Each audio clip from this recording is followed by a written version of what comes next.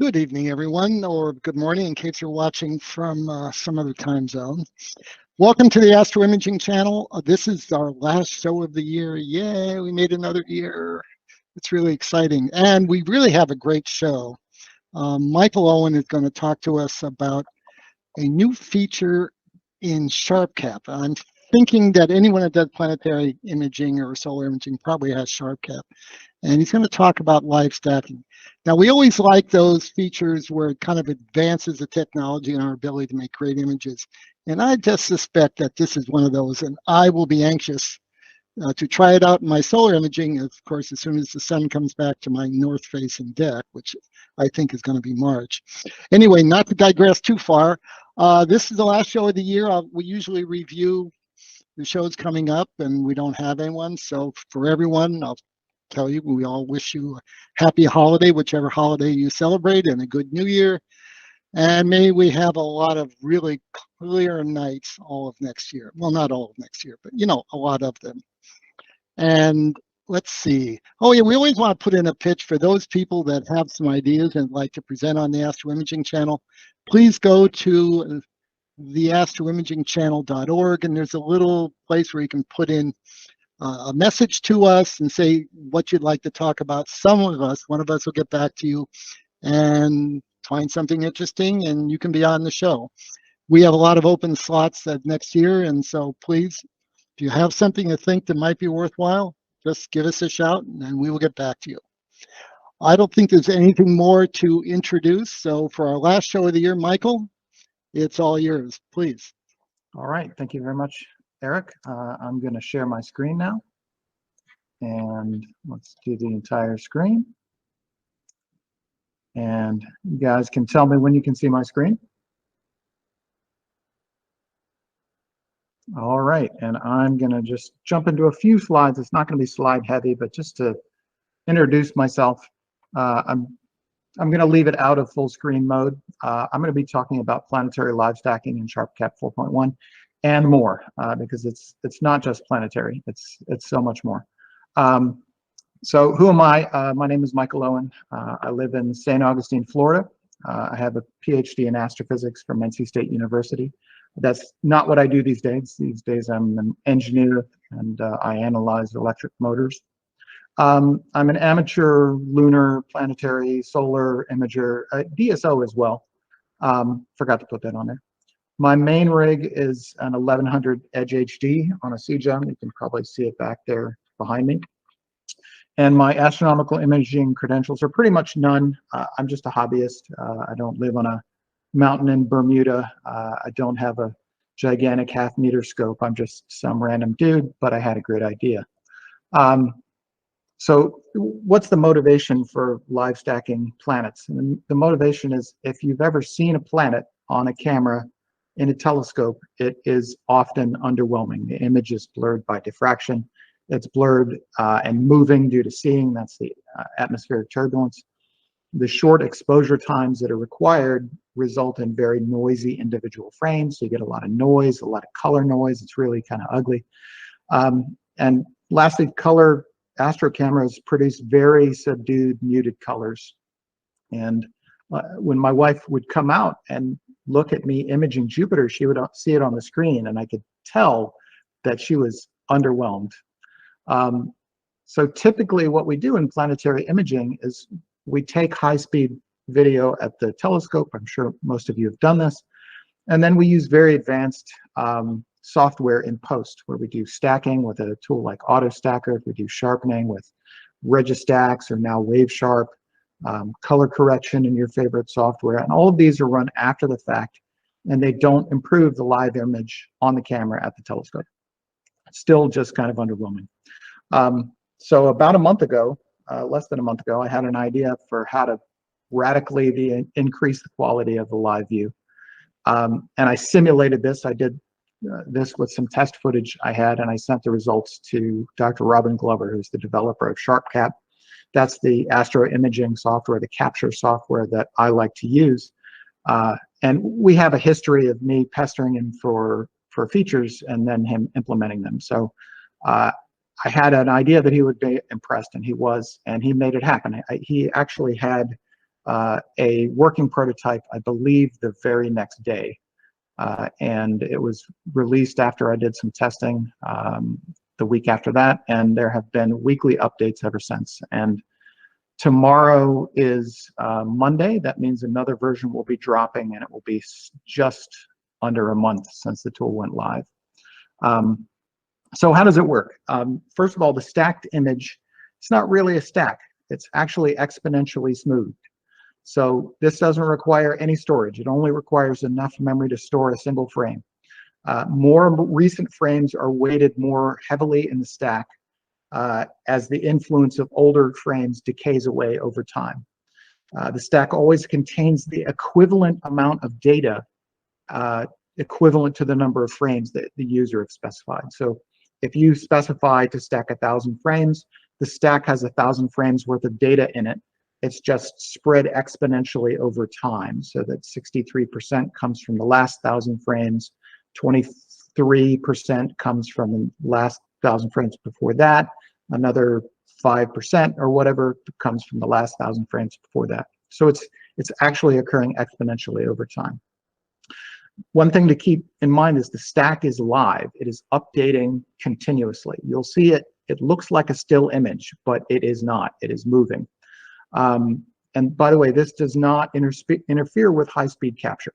So you can be enjoying beautifully live stacked and enhanced images while you're doing your high-speed capture to do all of the high-quality post-stacking and post-processing that you want to do after the fact.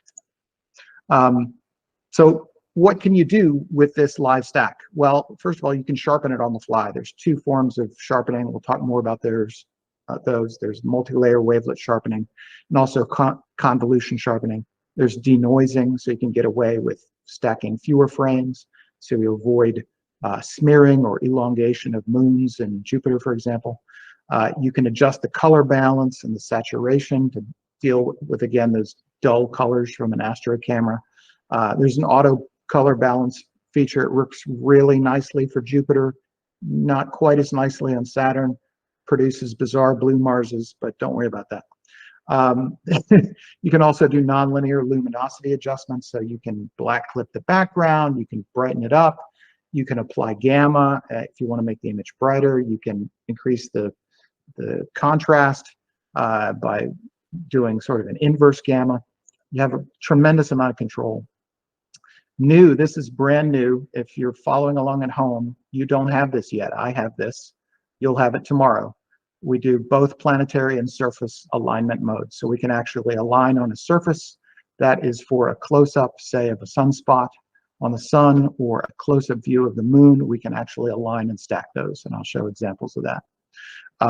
We can generate automatic time lapses in SIR format, AVI, WMV, PNG, TIFF, whatever you want to do. You can select the output frequency, and you will get what you see is what you get.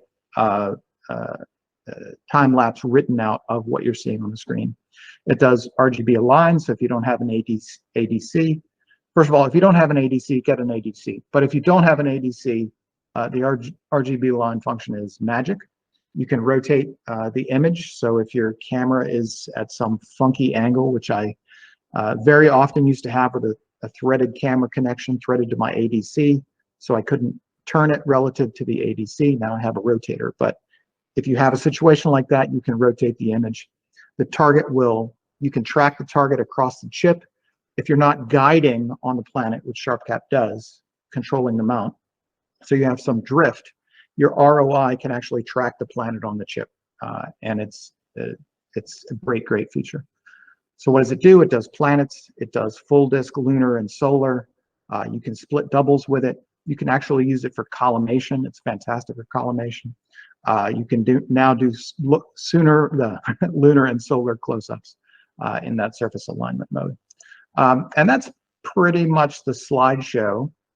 I would now like to just jump into the software. Anybody have any questions before I hit it? Are you going to go over, Michael, the alignment, say, for a feature on the sun surface, on the sunspot, and Yes. how that works? Okay, Yes. I'll hold my question. I don't see any more questions on YouTube yet. Okay, I'm going to jump in. So first of all, this is the latest version of SharpCap. So what you're going to see, you're going to want to download tomorrow, because tomorrow is when the surface stabilization comes out. SharpCap 4.1. In fact, if you don't have SharpCap, you should have SharpCap. Just go to sharpcap.co.uk, SharpCap downloads, or Google search for SharpCap download. That's what I do every time. That's how I got to this page. Okay, so I'm going to jump into SharpCap. And I love SharpCap, by the way. I'm a SharpCap fanatic. I use it for everything. Just the polar alignment alone is worth the price of admission. So I'm inside right now. I'm not connected to a telescope. I'm clouded out. So I'm going to show you how to do this without being connected to a camera, and you can do this at home. If you have recorded SIR files of your planetary images or the moon or sun or whatever it is, you can do this as well. So in SharpCap, one of the great things is it's also a SIR player. So if you go to cameras, test camera 2, high speed, you'll see this beautiful default image fully post-processed of Jupiter. But if you go to the testing controls on the right, and you just hit browse, you can actually browse to a SIR file. So I'm just going to jump in, and let's start with Jupiter. We'll start with the Jupiter that I shot this year. So let's go to this one because it's smaller. So the first thing that you'll see SharpCap do is just start playing your SIR file as though it were live on the telescope. So this is what I recorded. This is what the telescope saw. So SharpCap is playing it. Just this alone is a fantastic feature. But then I'm going to go into Tools. And first of all, don't fall for this live stack. That is for DSO. We want to come down near the bottom and do live planetary stacking and enhancement. And the first thing that you're going to see is Jupiter stops moving. I should have reset all these controls before. And I warn you, I'm on a very cramped screen here. So I'm going to detach this and do a little moving around. So what you'll see the first time you come into the tool is you'll see Jupiter, or whatever your target is, just kind of freeze and stop moving. And this looks like a still image, but it is not. This is live stacking. The display update rate is 20 frames per second.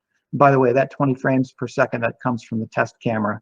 The exposure is set to 50 milliseconds, so that's 20 frames per second. That's where that's coming from. So it's stacking, it's updating the screen 20 frames per second. It just looks like a still image, but it's actually not. Jupiter is rotating. The great red spot is moving across the disk. There's a moon in this image down here. That one's moving as well. So this is live updating. So, okay, that's immediately better in my opinion, right? So this is what we have. Those are the live frames. And this is the live stack. So the first thing what we're going to do is I'm going to talk about, we have multiple ways to sharpen. So the first one, the simplest one, is called the fine control. This was the original sharpening that I suggested to Dr. Glover. It turned into the second method that showed up in the tool, but this is the original one that I suggested. So I'm just going to grab this and blast it all the way to the right. And you can immediately see a lot of detail has developed on Jupiter. So this sharpening method is a convolution sharpening method. And I have to thank Emil Kraykamp, author of AutoStacker, because that's who I stole this from. This is the AutoStacker sharpening. It's just a convolution filter. And this slider is just like the blend raw 4. So if you sharpen in AutoStacker and you set the blend raw for 50%, that's this position of the slider. If you set it for 0%, that's this position of the slider. So that's the first kind of sharpening. The second kind of sharpening, if you're familiar with Registacks, or these days the successor to Registacks is WaveSharp. We also have multi-layer wavelet sharpening.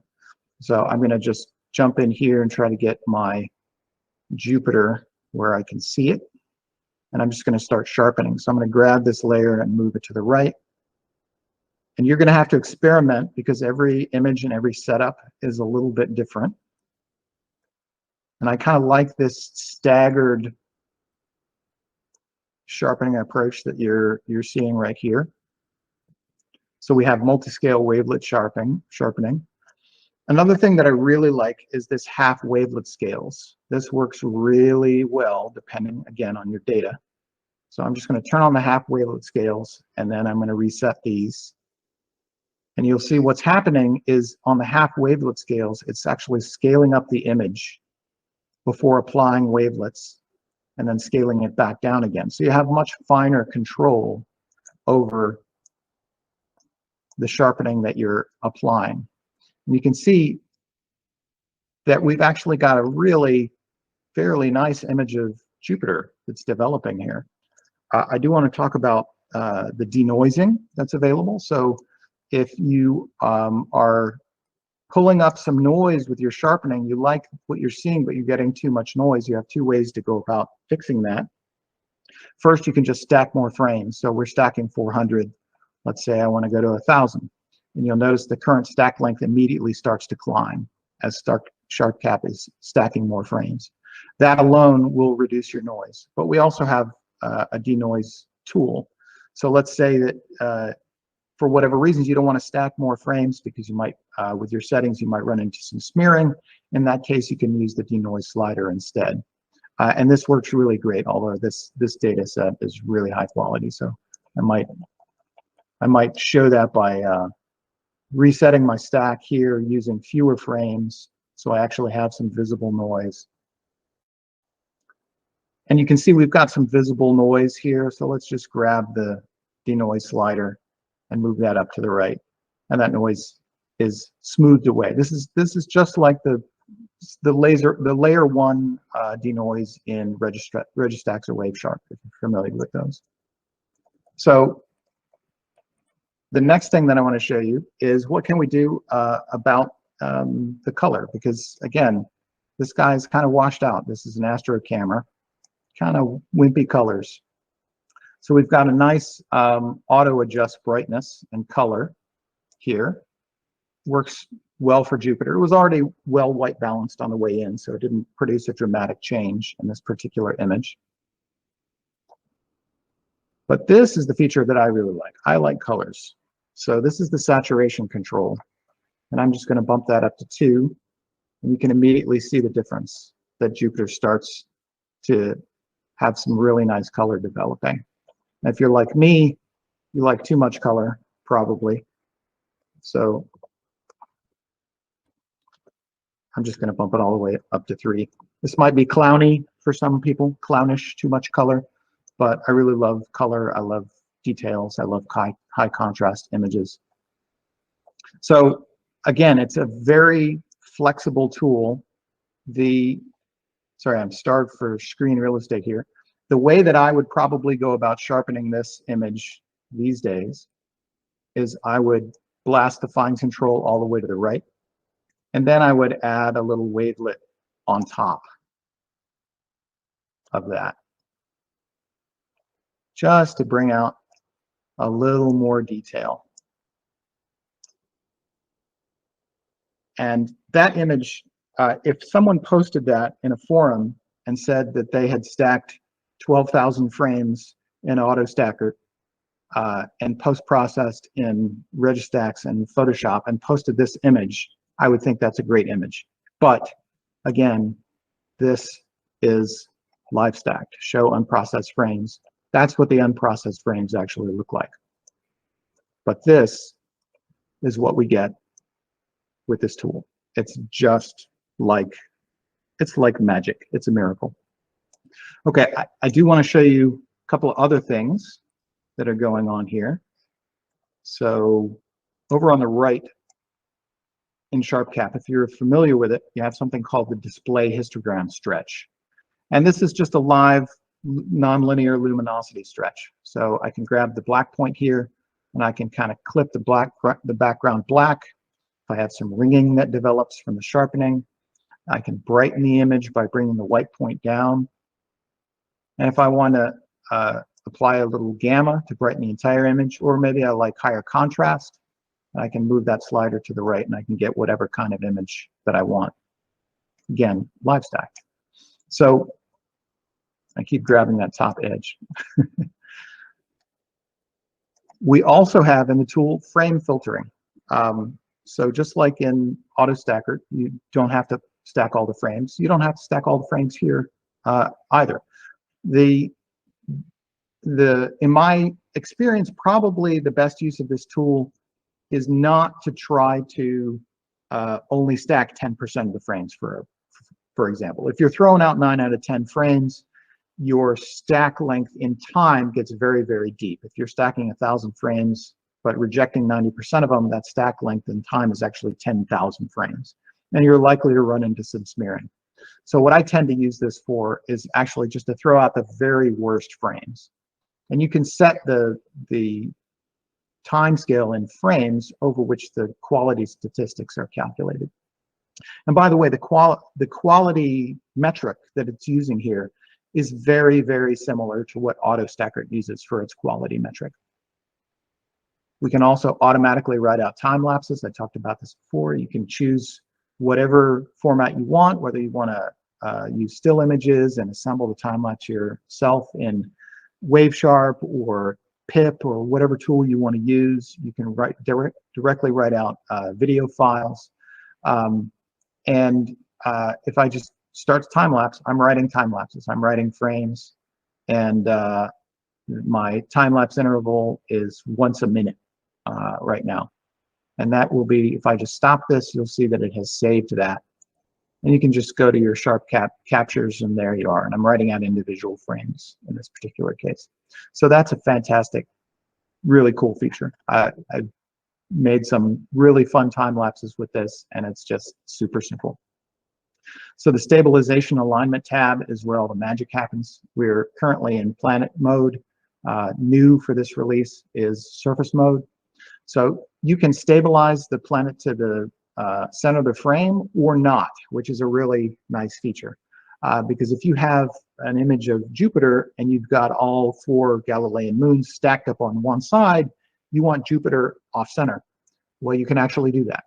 It's really great. Again, you can track the planet with the camera ROI. If your channels are misaligned, you can align them. My image is kind of Jupiter laying on his backside, so let's just fix that. That's much better. So it's really a magical tool. And what I'd like to do at this point is just go through some examples of what you can do with it, because it's profound. Before I do that, I want to give some caveats. One, I say that it's a magic tool, but it's not really magic. Your results are limited by your aperture, right? Your results are limited by your focus. Although SharpCap is a fantastic tool for focusing. And in fact, this tool that you're looking at is a fantastic tool for focusing. It becomes really easy to see focus changes and get a really tight dialed in focus, even if you have a manual focus and not an automatic focus. If you have a motorized focuser that is ASCOM controlled, SharpCap can automatically focus on planets for you, and it is amazing. It was life-changing for me. I hated manual focus because I have a fear of missing critical focus, and SharpCap just does it and nails it, and it's beautiful. But this tool is great for collimation. It's a wonderful thing. But again, it's limited by your focus. It's limited by your collimation, which the tool can help you fix. It's limited by the seeing. So if you've got a 4-inch scope that's miscollimated and the seeing is bad, and the planet is at 22 degrees of elevation and you don't have an ADC, you know, it can't work magic. You got to have good data in to get good images out. And this was good seeing. But I will say that no matter what the seeing is, you will get a better image out of this tool than you would otherwise see live. And that is absolutely a true statement. So if there are no questions, I'm going to move on and show you some other stuff. Michael, I have a question. Sure. Yes. So your caveat is you get a much better image than what you'd see live. but how does it compare with an image that you might get, say, if you use auto stacker in the top 10% of your frames?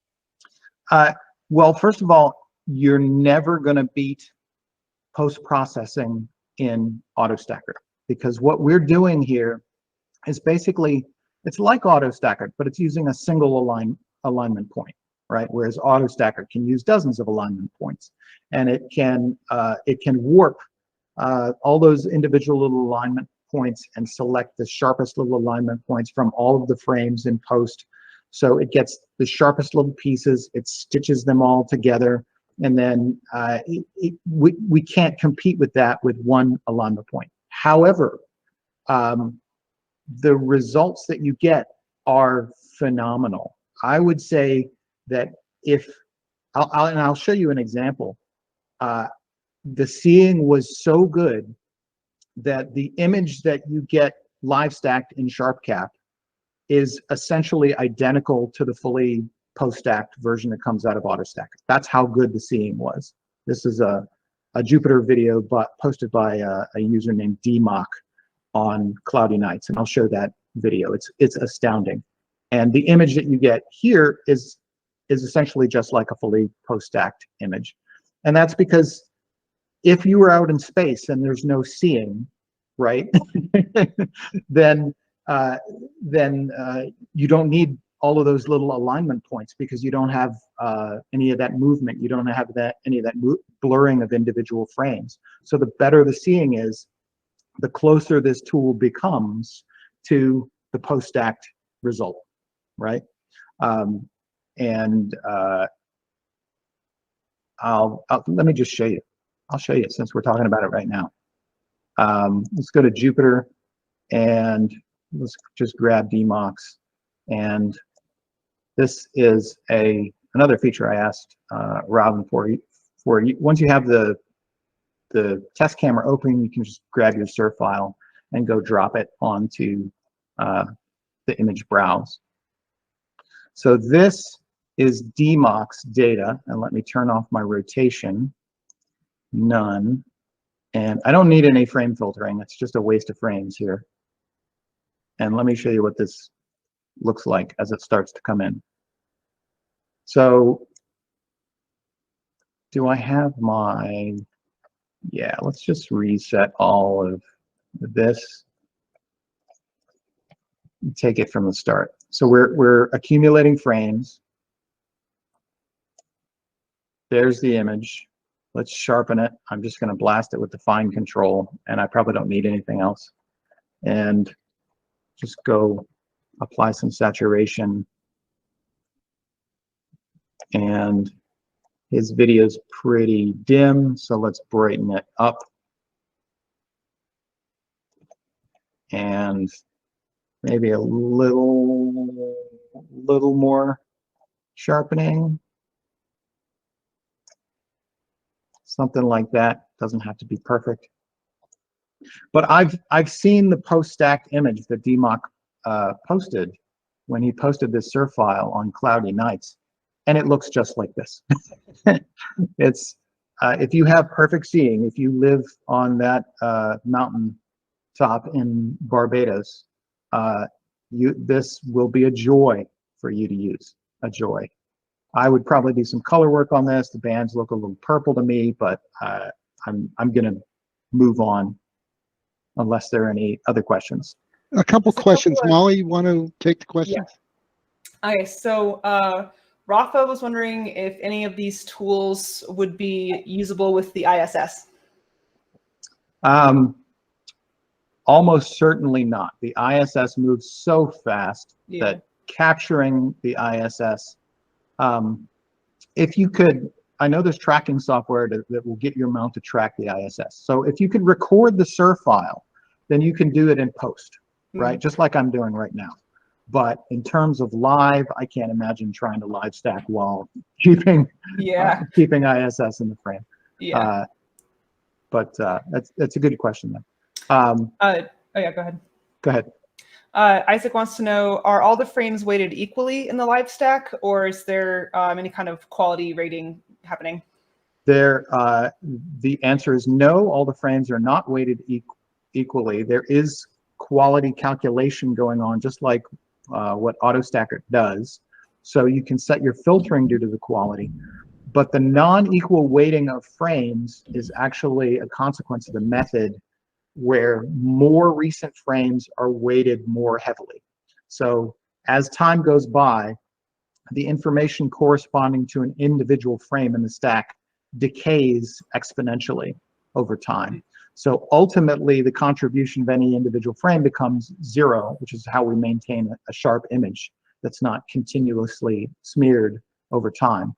So if you set the target stack length to 1,000 frames, the stack has the equivalent depth, the amount of data of 1,000 frames in it. But only 63% of the stack comes from that 1,000 frames. The next 23% comes from the 1,000 before that. The next 5% comes from the 1,000 before that, etc. So it's an exponential smoothing method. So they're definitely not equally weighted, but it's not quality weighted. It's time weighted. Okay. Okay. Let's see. And this, did you say that this data was from your Edge 11? Not this one. This this came from a user named DMOC on cloudy nights. The first Jupiter that I showed up, that I actually took November 11th of this year, that was from my 1100 Edge HD.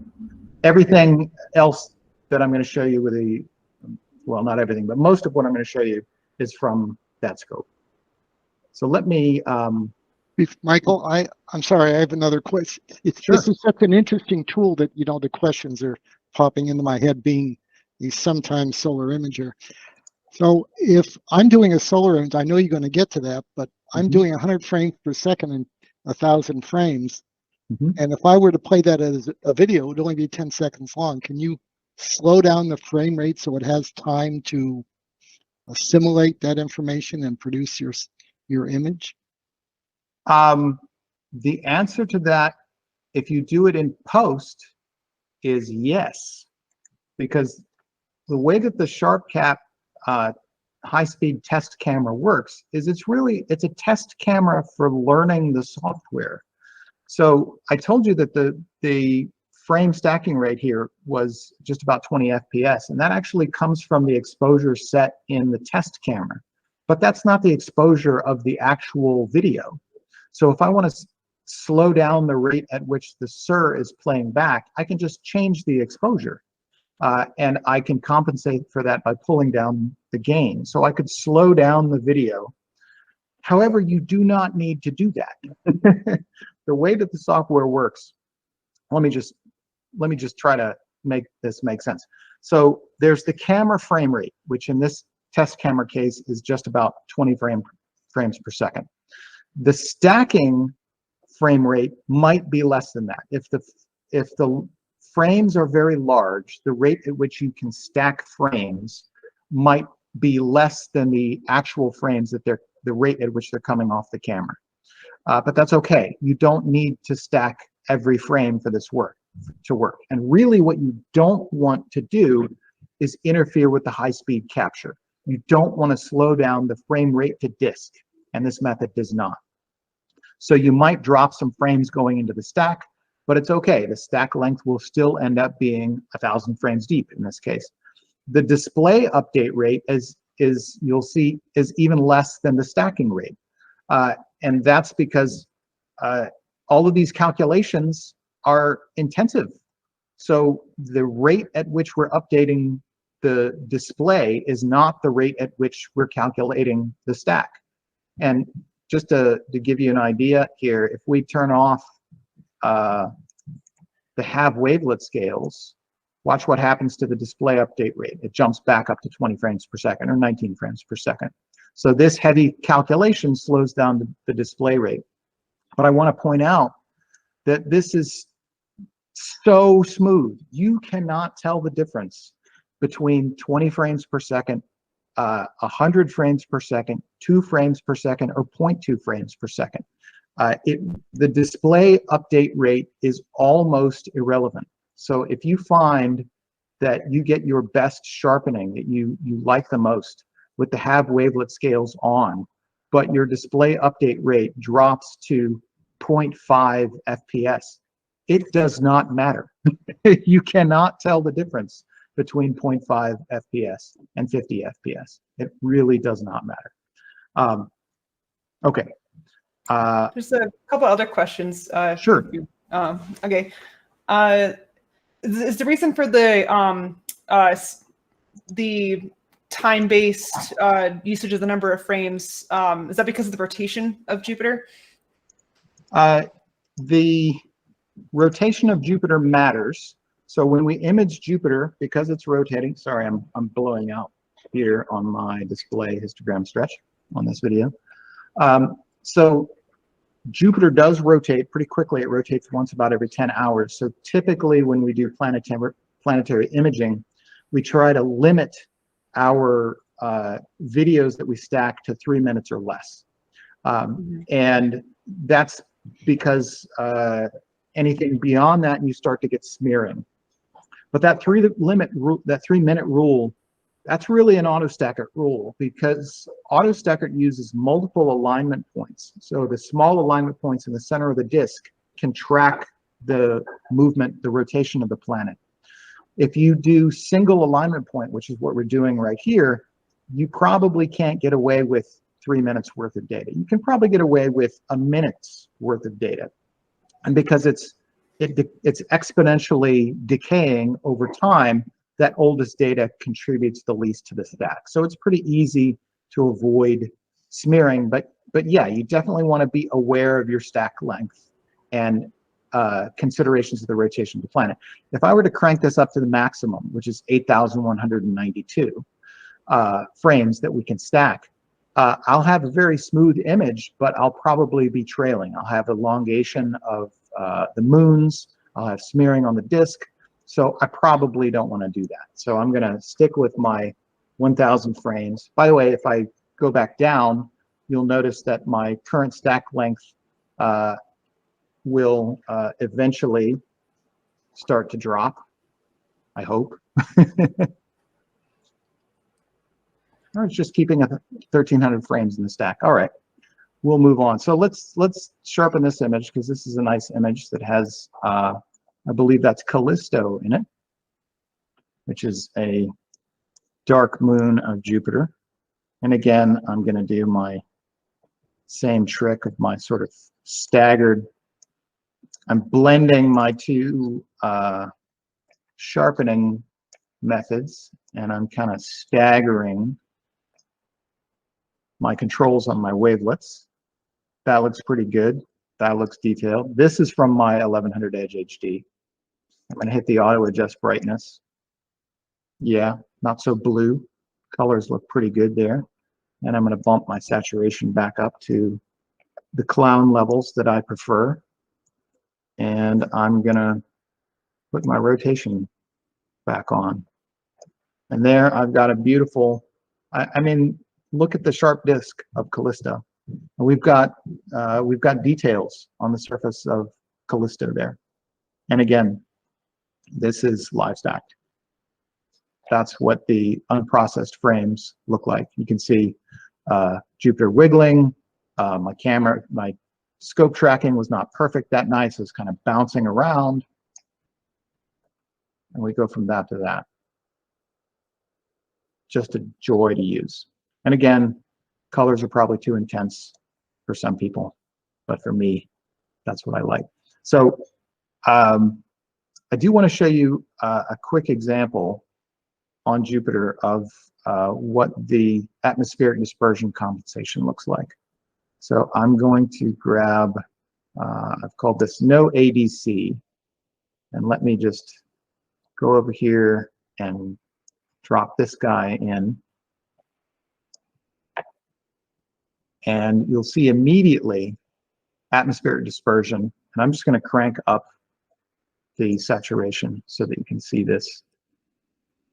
So I've got a very heavy blue limb on the top, very heavy red limb on the bottom. And if we want to deal with that, we can just go over here and click this little guy, and boom, it's all fixed. probably put my saturation back down to something less, slightly less cloudy. Okay. So that was imaged without an ADC, and now you would be hard pressed to know that. Still recommend strongly recommend an ADC. You should not. You should always have an ADC if you're going to do planetary imaging. It makes everything better. Okay, we've seen a lot of Jupiters. I'm going to move on, and let's look at Saturn. And what I'll do actually is I'm just going to reset all of this stuff. I have asked for a master reset button, so I don't have to do all these clicking. We'll see what Robin comes up with. He's been wonderfully responsive during all of this. We've collaborated on all of the controls that you're looking at here. So I'm just going to grab this. This is a Saturn I shot last year. So there's Saturn. It's in the tool, so it's nice and stable. Let's show you what the actual frames look like. So you can see this is actually pretty good seeing. This is why I saved this video. This is pretty good, but Saturn's moving around. Let's fix it. So I'm just going to take my fine control and probably not all the way to the right. That's a little high contrast. Maybe we'll stick there and see if we can get away with any additional sharpening. That's probably too much.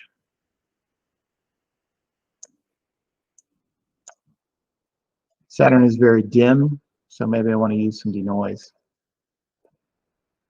Let's take that up halfway.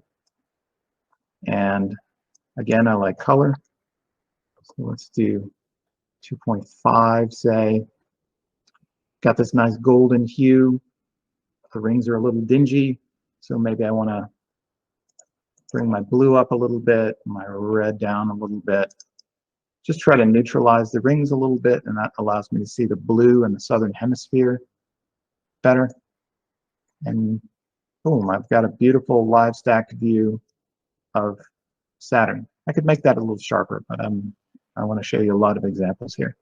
I do want to show you another cool thing that you can do, which is, wanted to hide that, but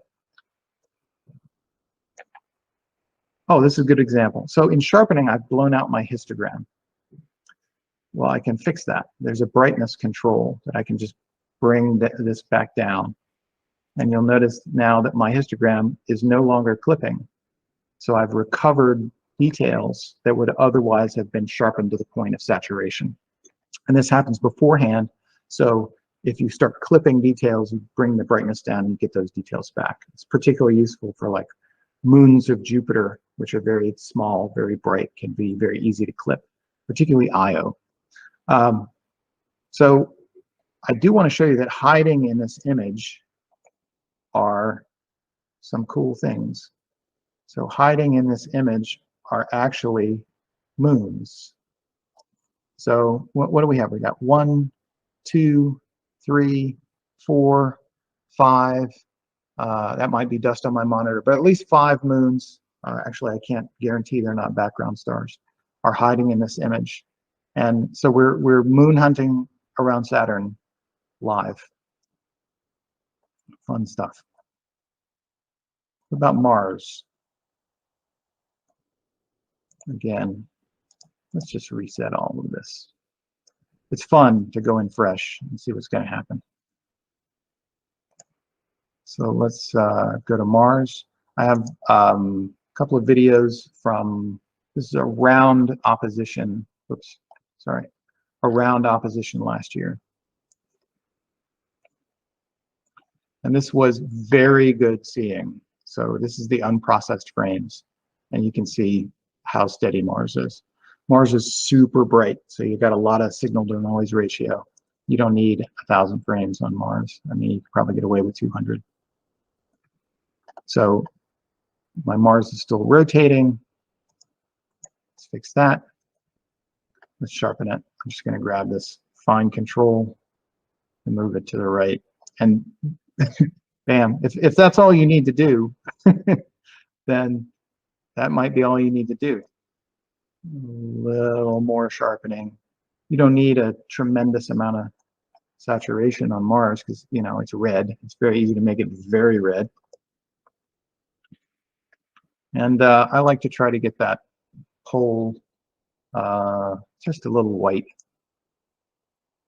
Something like that. And bam, in just a few seconds, there is a beautiful Mars. Let's make sure we're not clipping our histogram. If we develop any ringing in the background, you can cut that out again by black clipping the background. You can see there are different ways you can approach the sharpening to deal with edge rind, which Mars is famous for. So if you want to back off some of that fine control and come in here with a different slider to try to bring up the detail without hitting the finest layer, which is the one that really brings up the edge rind, the ring. You can approach something like that. And it's just a joy. You've got Olympus Mons up here, you have Elysium Mons. This dark spot here is Newton Crater. It's a joy to use. It does not only do planets. So I'm going to show you this guy. This is a SUR file that I imaged from the beach with a 60mm guide scope and a SV Boney 305. This is going to look bad at first until I reset all of this stuff. So let me just reset all of this. I'm going to go in and turn off my realign color channels. And then I'm going to set my zoom to auto so we can actually see what's happening here. So this is the moon. And if I turn off, if I show my unprocessed frames, you can see this is untracked. So this is the moon rising out of the ocean. It's about 5 degrees above. You can see the moon is very yellow here. So what can we do with the moon full disk in live stacking? Well, the first thing I'm going to do is see what my auto adjust color does. Okay, it's better. Let me get my display histogram. I'm really super cramped for real estate here, but let's say that I wanted to try to make a mineral moon. All right, let's try to get a mineral moon. Let's bring the red as far down as we can, not that far. Get some weirdness going on. Something like that. Bring the green down. I'm trying to neutralize the moon. Put my blue up. So I've got now a nice neutral image of the moon. Fix my display histogram stretch. And then make it nice and bright. I'm just going to go in here and grab my saturation and crank it up to the right. And what I've just created is a live stacked mineral moon. So you can see the difference between the slate grays and the tans, different shades in the lunar maria. I love colorful moons. I do a lot of mineral moon stuff. I like stretch and color. I like colorful DSO images, colorful planetary images, colorful lunar images, and you can do them on the spot. The mineral moon effect is pretty subtle. I've asked Dr. Glover to actually increase the saturation range so you can make this more intense, and we'll see if that happens. Hopefully it does. So yeah, and I haven't even sharpened it. Let's sharpen this guy a little bit. Yeah, there we go. Something like that. That's a live stacked moon that is 5 degrees over the ocean from the beach from a video that looks something like that, which is also cool. You know, if you want to see the wigglies and the turbulence and watch it drift across the frame, that is also cool. But man, it's very nice to be able to do this on the fly. Okay, let's real quick do some full disk solar So this is H alpha. I really like this one. Again, I'm going to go in here and reset everything, break everything for this image.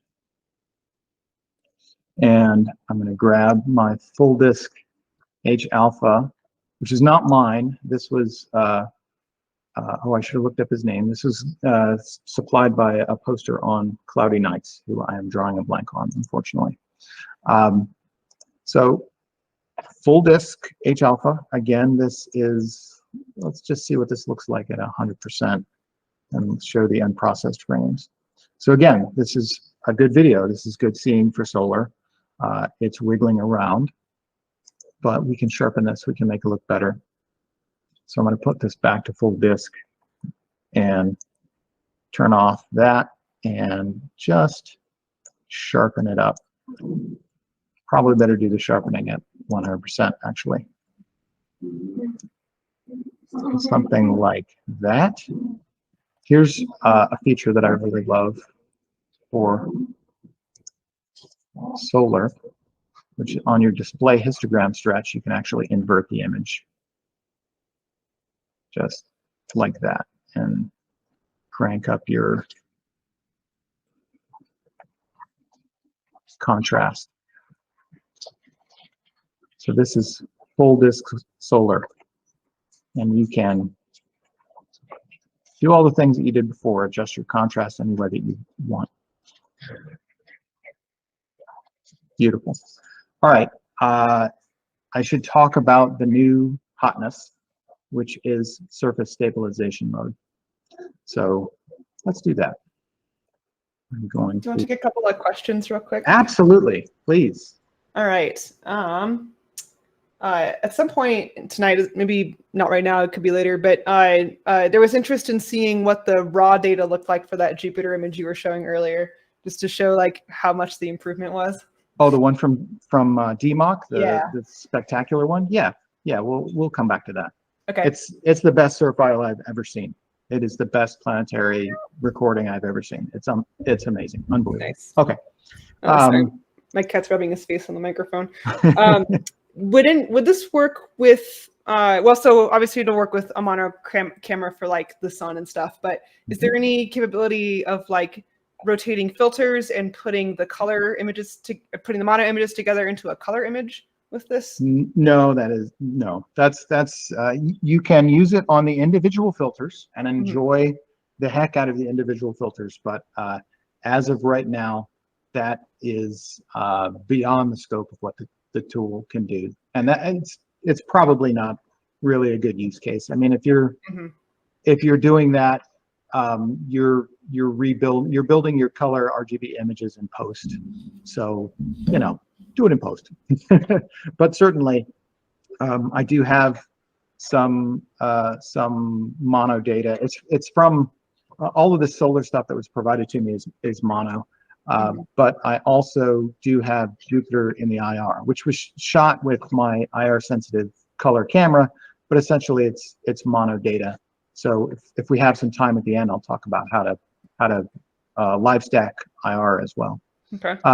And relatedly, can you add color, like use those color sliders to put color onto a monochrome image, like putting like an orange on the H alpha of the sun?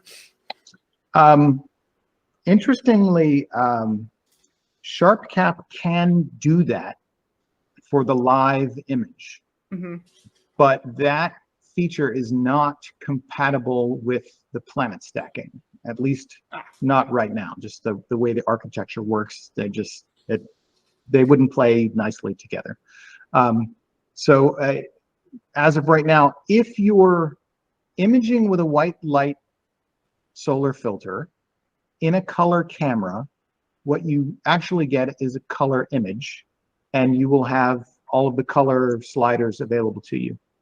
If you are imaging with a mono camera, or you just put the color space into mono 8, you will not have those color sliders available, as you can see right now. Because this is a mono camera, we're in mono 8, we don't have any colored sliders or saturation or anything like that. So if it's a real monochrome camera, the answer is no. If it's an RGB color camera, one-shot color camera, and you're in RAW 8, then yes, you can do it. You can make the sun yellow or orange or red or whatever you want to do. Okay. That's it. No problem. Let's talk about, we did planets, I want to do surface. So let's, since we're on solar, let's grab a sunspot. So I have a couple of these. These were, again, provided to me very kindly by the same user that provided the full disk H alpha. I'm just going to grab this one. This is a really nice little archipelago of sunspots. So this is, let's reset that and put this at auto. So this is an archipelago of sunspots here. This is what the raw data looks like. And you can see when I drag it in there, it looks kind of blurry. Well, that's because I need to switch to surface stabilization mode, and then it looks like that. So this is the stabilized raw stack. Let's just get some more frames in there. And then we can go in here, and again, all the same controls are active. So we can sharpen this guy. That control is not working for me just this moment. Okay. This is a brand new version, so there might be a little, oh, there we go. I just didn't pull it all the way there, far enough to the right to really see the sharpening. So we've got, again, some really nice structure that's coming out in the granularity, and it's stable, and we can enhance that by black clipping it a little bit.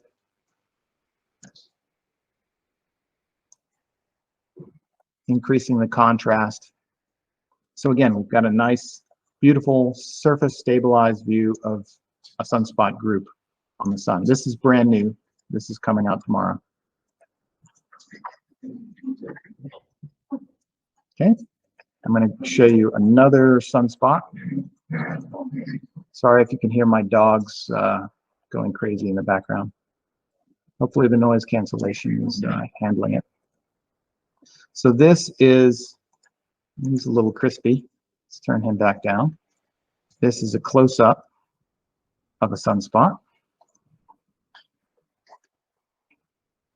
And let's turn off the half-wave scales. That's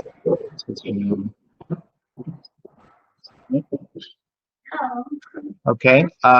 That's my wife. I am on a live stream right this minute. So okay, so beautiful stabilized sunspot. I'm gonna move on because this one is the one that I really want to show, because this is pretty profound. Everything is reset. So this is 1/6 of a quarter moon mosaic that I shot last year. It looks very dark to start with. And let me just show you what the raw frames look like. Fix this stretch. And I'm going to put this, I guess I'll leave it in mono. This is actually a color SUR file, but I'll leave it in mono. So if we zoom in here to 100%, I think my computer is doing something in the background, which is why the frame rate is so slow. Normally it's higher. It'll play this this SUR file back at essentially capture speed, but my computer has decided to do something. So you can see the frames are moving around. I'm going to turn off the show unprocessed frames, and I'm going to, you can see that 100% scale is very steady.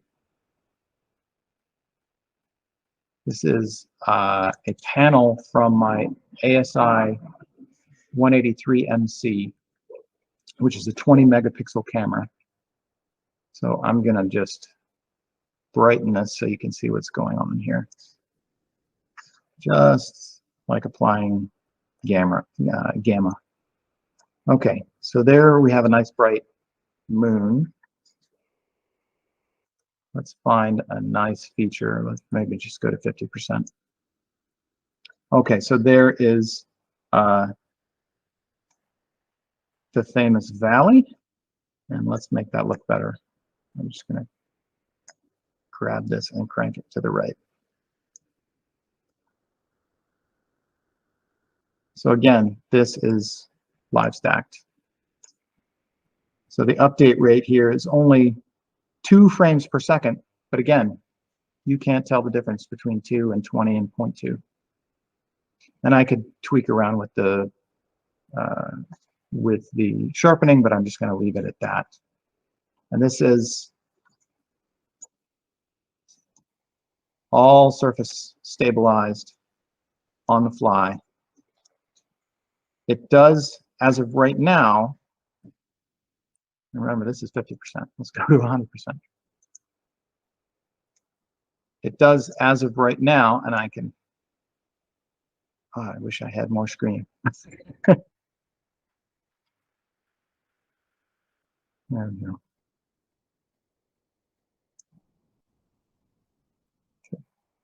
That's not black, clip it. Okay, so the point is it will do lunar close-ups, it will do solar close-ups, it will do planets, double stars, full disk, solar and lunar. You can use it for collimation, you can use it as a focus aid. It's an amazing tool. I absolutely love it. Any questions?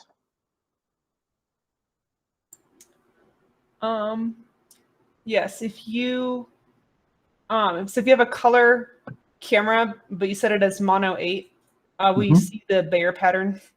No, you will not. Let me show you what happens. So if I switch this to raw 8, suddenly I have color histograms. Suddenly I have my color controls.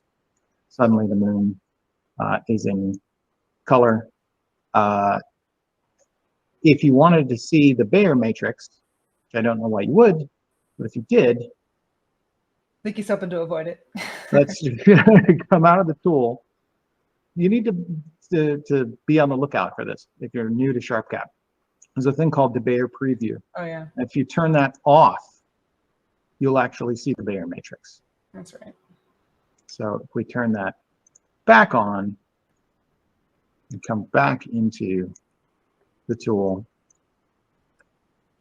and we could do the same trick that we did here with the moonrise. We can do what I really enjoy doing, which is making very colorful moons. So if I just spend a little bit of time, that's probably close enough, maybe a little more blue. That's probably close enough. And then I can come in here and jump up my saturation. And so let's just go all the way, see what we get, and come out to where we can see the moon. We've got a blue cast going on, so I have to pull that blue back down. I would probably step the ROI to get a smaller or a faster response. So I can actually come in here and let's just grab a small area instead. Let's just make it 800 by 800. And it begins stacking. And the noise is going away. You'll notice that immediately. And the reason that I do that is because now my display update rate is 11 to 12 frames a second, which is fast enough to be interactive. So I can come in here and bring down my blue and bring up my green. I'm just trying to neutralize the moon so that when I turn up the saturation, you can see the variation in colors. We've got a little bit of a green cast going on there. And then when I come back out to 100%. Oops, not when I come back out to 100%. When I come back out to the full chip.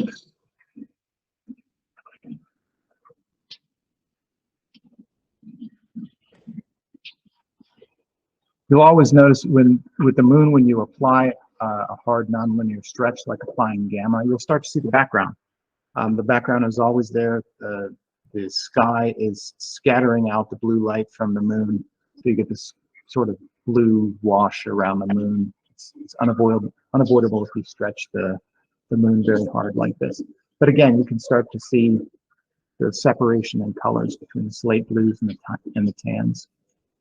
I would probably spend a little more time color balancing this to get something that's really pleasing. Right now, it looks like there's probably too much green going on.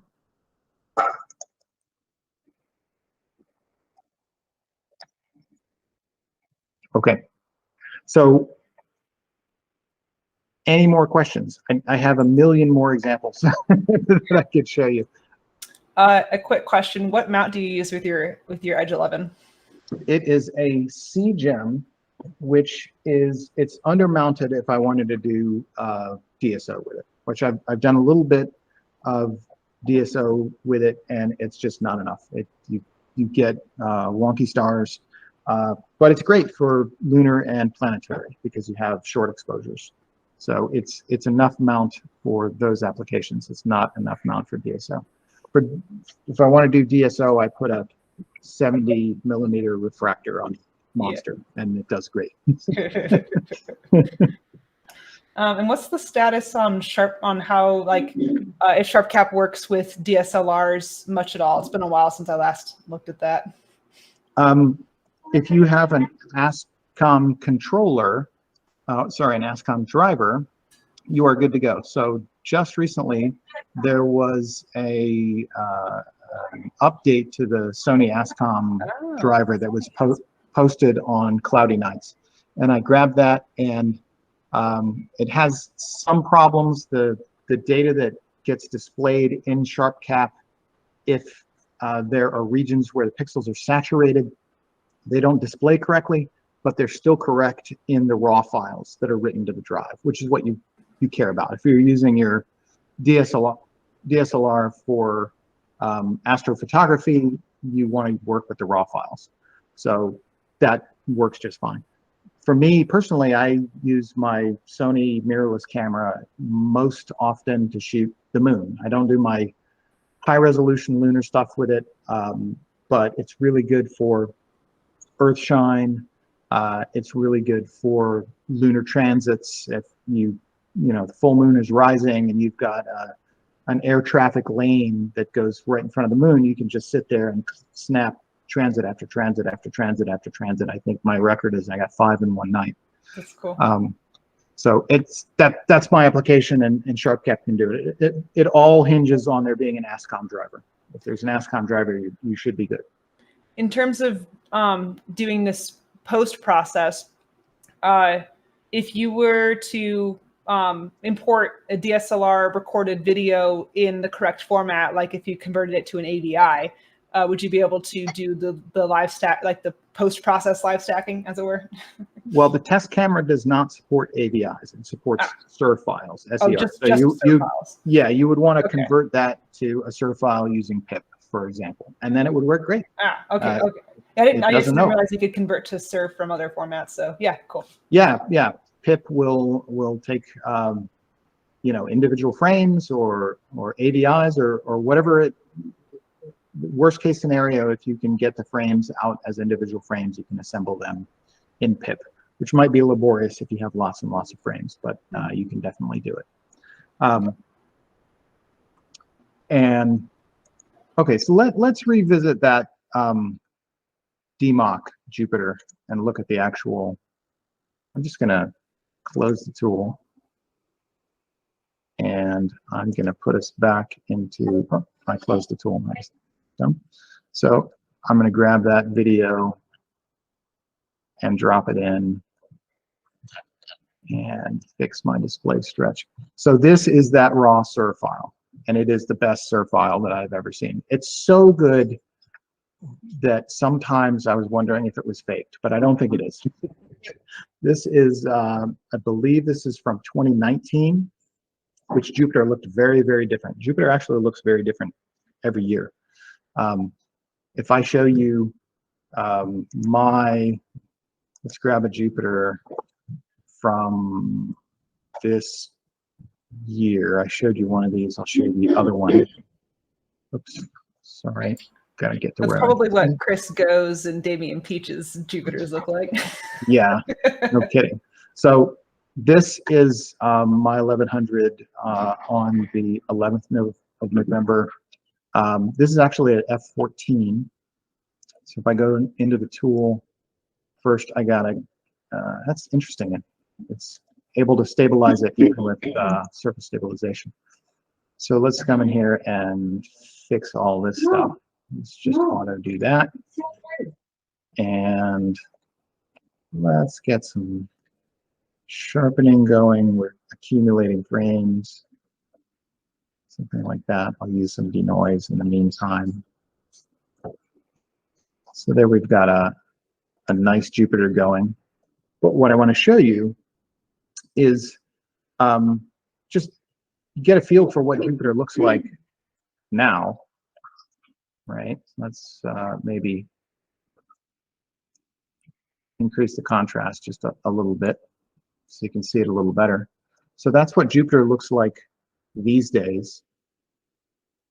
And then contrast that with what Jupiter looked like last year. So let's get I like this wide field one.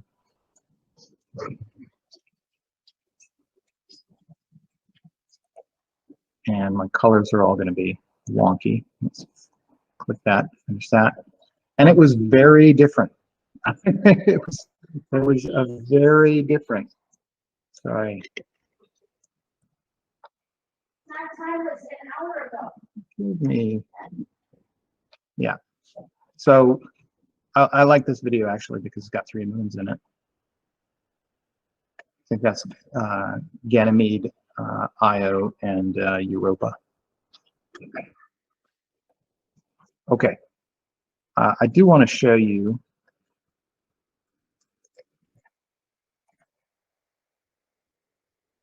Let's grab this IR. This was taken in 4 seeing. You can imagine. That's why I moved to infrared. But I do want to show you that as well. So this comes up crazy. Well, let's see what the auto balance does with that. Actually did a pretty good job. But you don't have to rely on that. You can just desaturate your IR images. So let's probably get a lot more frames because this was 4 seeing. Just stack up some frames. And then let's start to sharpen. See what we can get. And as you stack more frames, you'll notice the noise fades away. Probably not this slider, pulling up some artifact. So let's go to our second layer. Just try to increase the contrast. This was unfortunately shot with a Barlow in, which was a mistake, but I can take the Barlow out like this. that's better. So yeah, you can do IR imaging. You can do you can look at your individual filters. There we go. Beautiful de-Barlowed mono image of Jupiter in the infrared. So this is a fantastic tool. That's you know, I had this idea and I requested it because this is the kind of stuff that I want to do. I request features that I will make use of, and this is one of them. And I can't say enough good things about SharpCap. It does so much more than this. It does DSO live stacking. It does astrophotography, capture. Just the polar alignment alone is worth the price of admission of a SharpCap Pro license, which is dirt cheap. It's like 20 bucks a year. It's the best money I ever spent. does ABC alignment. The sensor analysis for DSO imaging is fantastic. SharpCap will actually calculate your sub-exposure length for you just by looking at the sky, and it knows how your sensor works, and it knows exactly how long your sub-exposure should be to minimize your noise. Plate solving, man, SharpCap has a brand new built-in plate solver called SharpSolve, which is blindingly fast. It is so much faster. I used to use ASTAP, but it is blindingly faster than that. It's amazing. It'll do feature tracking to guide on planets. It'll guide on the surface features of the moon. It does automatic focusing on planets, which people don't realize is a thing, but it is. It works really fantastically well. And by the way, you can try all of this even if you don't have a SIR file. You can try all of this in SharpCap. Just download it instead of browsing to a SIR file that I've done. Get your favorite still image of Jupiter somewhere and load it up in here and play around with the tool, because you can simulate, for example, let me grab one of these. So let's say this Saturn, right? So I've got this image of Saturn, which is now blown out because it's fully post-processed. Let's turn all this on, turn this all off, and then close the tool. So I've got Saturn here, and because this is a test camera, right, I can turn on random offset, so Saturn is moving around. I can turn on random seeing, so Saturn will be blurring in and out of focus. I can turn on random noise, right? I can turn on atmospheric dispersion. If you do that, by the way, you want to set this to RGB 32 mode. That's a little thing. So if you want to dial in some atmospheric dispersion into your test image like that. So you got a pretty noisy, blurring in and out, jumping around thing. And now we can just go into the live tool, instantly stabilize, realign the channels. The atmospheric dispersion is taken out. And if we have any blurring from our seeing, we can recover that with our sharpening controls. So you can practice all of this. If you don't have an 11-inch Schmidt-Cassegrain telescope like mine, or a 14-inch one sitting on top of a mountain in Barbados, you can practice all of this. If you haven't decided to pull the trigger on which scope you're going to get, you can do it. You can give it a go and see how it's going to work. If you can get your hands on SIR files, if you go to Cloudy Nights, the Major and Minor Planetary Imaging Forum, there is a new pinned thread as of today that has SIR files in it that you can download and practice this with. If you don't have any SIR files laying around, which a lot of people, if they don't already do planetary imaging, you can get them from there. This Saturn is one of them. Mars I showed is one of them. Jupiter that I showed is one of them. And hopefully more and more people will share exceptional SIR files. And you can learn the tool with them or just enjoy looking at them as though that you were live at a telescope. Because really, that's what you're doing, is you're playing back a recorded experience in a telescope and enhancing it after the fact this way, or you're actually at the telescope doing this all live. Any other questions? I don't see any. Molly, do you see any more questions? But I don't think we have it right now. So. Go ahead. Oh, I don't think so. Go ahead. Okay. Yeah, that's fascinating, Michael. You can stop sharing your screen if you want. Okay.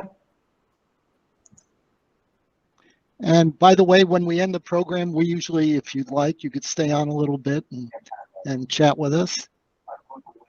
There's one quick last minute question. Have you tried with any Venus files? I don't have any Venus data. I would love to get some Venus data. Also, I see that I've gone an hour and 20 minutes, which All right, we we didn't. we were talking about where the There's so hook much to is. say. No, no, no. We had the hook ready, but you didn't. No, that's great. Great Well, presentation. I think, you held your audience, and some of us that do some lucky imaging, we're certainly paying, I think all we're paying attention. By the way, the best image file for Jupiter was in 2019. That really emphasizes this is lucky imaging. mhm. Because in the Absolutely. meantime, I'm sure there've been, a million captures. If you're lucky enough to live on top of a mountain in Chile, it's pretty lucky imaging. Yeah. Are we all set? I just should point out, in case somebody is not watching the chat thread, between Molly and me, we posted 2 links in there. One was to the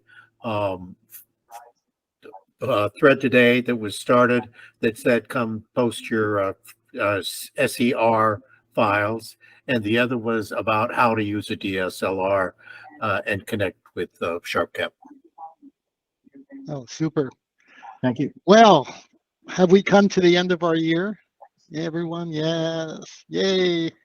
Another successful year. May we have many This is the more. last one of the year. The last one of the year. So once again, to everyone, have a happy holiday and a successful new year. Try to keep all your celebrations civilized. Just another thing to remember, this is almost the longest night of the year. I know some people celebrate the longest day of the year. We all celebrate the longest night of the year. So yay. 8 hours of imaging if the skies are clear. So I think we're all set. Michael, all right, Molly's doing a little dance for us. Thanks everybody for having me. I really And Michael, you can stay with us Yeah. when we end the program, but I think we're all set. To everyone, again, happy holidays, happy new year, and we'll see you all next year. Bye-bye. Bye. Happy New Year. Happy New Year. Not quite, but.